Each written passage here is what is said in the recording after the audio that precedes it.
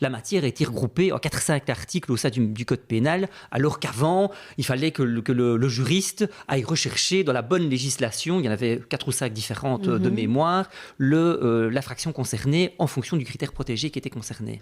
Donc, si on part du début, ça veut dire que ça va aussi aider les premiers, les verbalisants. Donc, bien les policiers. Bien sûr. Juste ici, parfois, il y a quelqu'un qui venait les voir, j'invente, oui, il y a mon voisin qui n'arrête pas de m'insulter, il fait des commentaires sur ma page Facebook, et le policier disait, que vous voulez que exactement.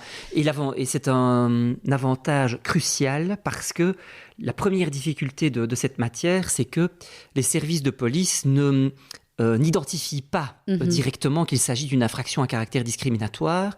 Or, c'est très important pour les suites d'enquête parce que forcément, si vous devez entendre des témoins par rapport à des insultes ou des coups, par exemple, à caractère homophobe, s'ils n'ont pas été entendus sur les propos qui ont été tenus au moment où les coups ont été portés ou juste après ou juste avant, mais ils ont oublié. Alors, forcément, on oublie le caractère homophobe de l'agression.